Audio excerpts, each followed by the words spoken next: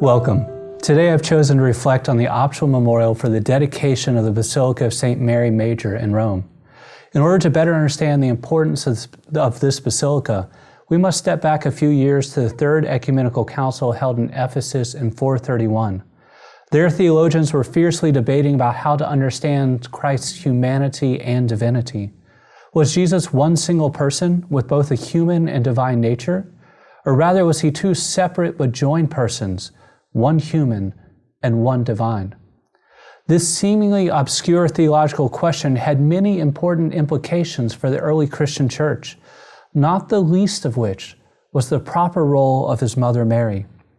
If Jesus was in fact two separate persons, as some argued, then Mary was only the mother of his human nature and could only rightly be called the mother of Jesus, the Christotokos.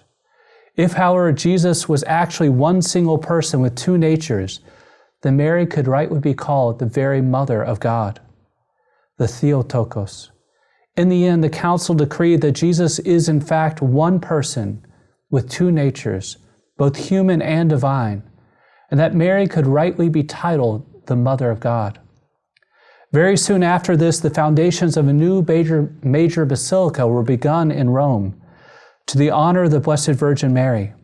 And it was consecrated a short time later by Pope Celestine on August 5th, 434, a dedication which we still celebrate today, almost 1,600 years later. I think it's appropriate to pause today and ask ourselves why it is so important that every single Catholic throughout the world should celebrate the dedication of this basilica and what it can teach us. The gospel chosen for today might begin to shed a little light on this mystery. In it, we hear a woman call out from the crowd to Jesus saying, "Blessed is the womb that bore you, and the breast at which you nursed." In response, Jesus replied, "Rather, blessed are those who hear the word of God and observe it." At first glance, we might think that Jesus is discounting the role and the value of his mother. But in fact, if we reflect on who has actually heard the word of God and observed it, we should quickly realize that this can be said most rightly of Mary, since she is the one above all others on this earth who heard the word of God and did all that he asked of her. From the very beginning, she didn't use this position to exalt herself, but instead always used it to intercede on behalf of others.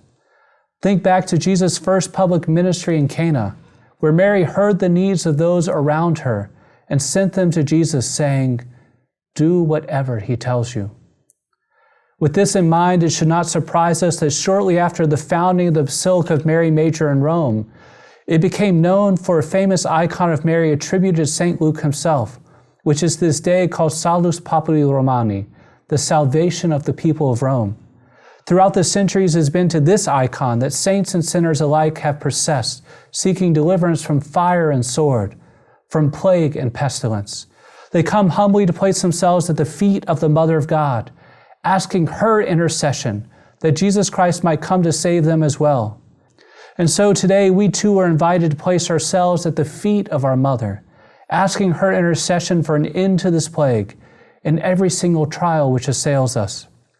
We come to her with confidence, knowing that she will guide our prayers directly to her Son and help us to find the courage to do whatever it is that he asks of us. In doing so, we too are finally able to count ourselves among those blessed who hear the word of God and observe it, doing whatever it is that he tells us.